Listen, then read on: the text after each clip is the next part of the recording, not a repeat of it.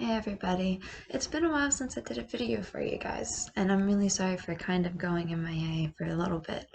Um, just to give you guys a little bit of an update of what's been going on, a few months ago, realized that I actually have an immune disorder. And between that and the stresses of not being able to hold a job because of COVID currently, and just everything else going on, the holiday season passing, I haven't really had much extra time to be able to focus on my poetry and keeping up with videos and interacting with you guys as much as I would have liked to.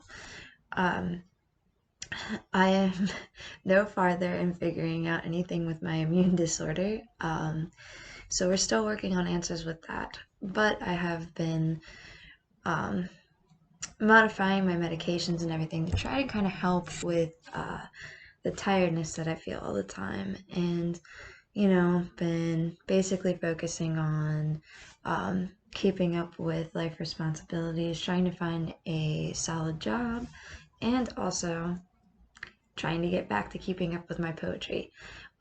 It's something that I've lost over the months, so I'm really happy to be able to doing a video for you guys again.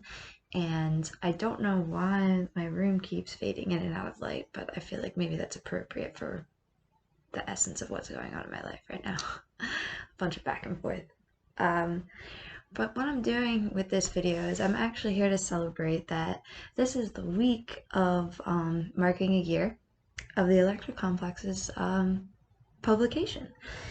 And so I'm going to read a couple poems from the book. One I've actually done before, but it's one of the most important ones from the book because the line in it is what's on my bookmarks, which are free. So if anyone would actually like a bookmark, I would gladly mail you a free bookmark, free shipping as well.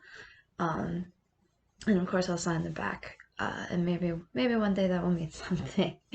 um, so I'm going to do that one and explain a bit of why the line is important.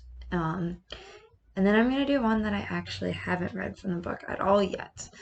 So before I get into this though, I want to let you guys know that I have 3 shirts available still. They are all extra large. It's 2 black and 1 white.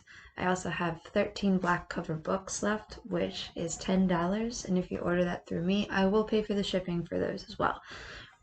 You can also get the book on Amazon, and that is the cover that we did for the second print because the first one got messed up, and that one is 15. So whichever is easiest for you, celebrate this 1 year anniversary with me by maybe getting a copy of the book. Message me if you're interested in that, or a t-shirt. Bookmarks come with anything for free.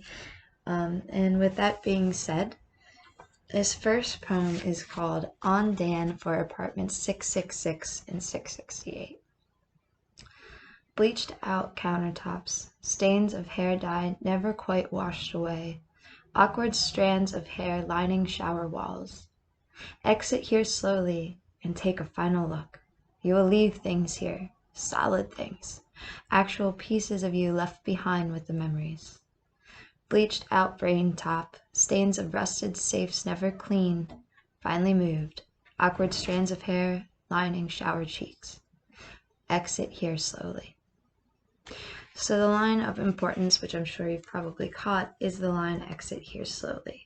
And why I find that line so important over a lot of the other lines that stand out in this book is because it's a reminder to everybody that no matter what you're struggling with, no matter what life is throwing at you, no matter what stresses you may have, take a step back, take a breath, and remind yourself that to exit here slowly so that you give yourself time to take in every little bit that life has to offer, every smell, every sight, every little sound, every little touch, every taste.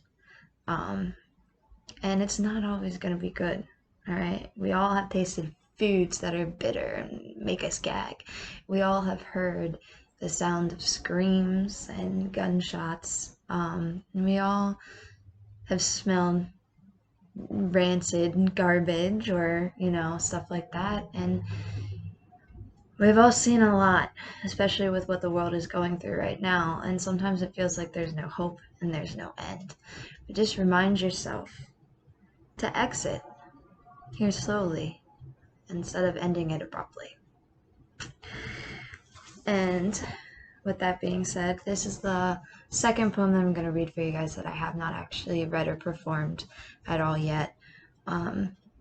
There's no title to this. This is just the ending poem in the book. And I'll end on this one too. So thank you guys for watching and tuning in. My documentary that Longshot Books did of an interview that they gave me a few months before the book's release, and then they filmed a bit of my book release show last year, and that is on their YouTube. So if you search Longshot Books on YouTube, you will find the Electra Complex documentary on there, and I will also be sharing it periodically through the rest of the month into next month on my page as well. And so that is the ending poem of the Electra Complex.